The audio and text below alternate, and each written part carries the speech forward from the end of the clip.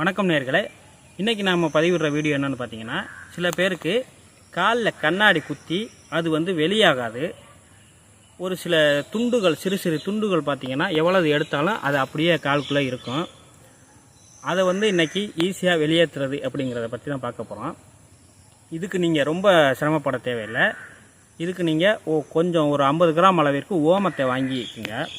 ஓமத்தை வாங்கிட்டு அதோட சம அளவு வெல்லம் இருக்குல்ல, நாட்டு வெல்லம், அதை வாங்கி ரெண்டையும் ஒன்றா போட்டு நல்லா அரைச்சி எடுத்துக்கிறங்க.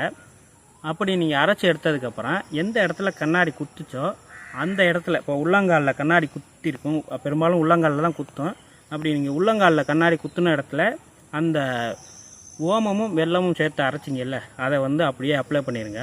இதை 10 மாதிரி போட்டுருங்க. போட்டுட்டு அதே நேருக்கு மேல் பகுதியிலையும் அந்த 10 போட்டுருங்க. இப்படி போட்டு தொடர்ந்து ஒரு 2-3 நாளைக்கு இதை நீங்கள் செஞ்சுட்டு வந்தாலே போதும்.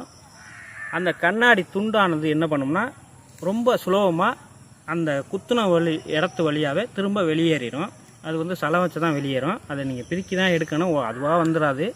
கொஞ்சம் அமுக்கி பிரிக்கி எடுத்தீங்கன்னா ஈஸியாக வெளியேறணும். இப்போ சில பேருக்கு அதை எவ்வளவு குடஞ்சி ஒரு கத்தி வச்சு குடஞ்சாலோ ஊக்கோ ஏதோ ஒன்று ஊசியோ வச்சு குடஞ்சாலும் வராது.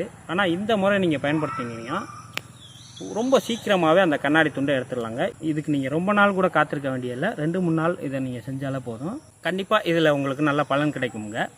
என்ன நேயர்களே, இன்றைக்கி பதிவிட்ட இந்த வீடியோ உங்களுக்கு பிடிச்சிருக்கும்னு நினைக்கிறேன். இந்த வீடியோவில் வேறு ஏதாவது சந்தேகம் ஏற்பட்டால் நீங்கள் திரையில் தெரியக்கூடிய எங்களது அலைபேசி எண்களுக்கு தொடர்பு கொள்ளுங்கள். இது போன்ற வீடியோக்களை நீங்கள் தொடர்ந்து காண எங்களது சொர்ணகிரீஸ்வரர் சித்த வைத்தியம் சேனலை சப்ஸ்கிரைப் செய்து வைத்துக் கொள்ளுங்கள். மீண்டும் அடுத்த வீடியோவில் சந்திக்கும் வரை உங்களிடமிருந்து விடைபெற்றுக் கொள்கிறேன். நன்றி, வணக்கம்.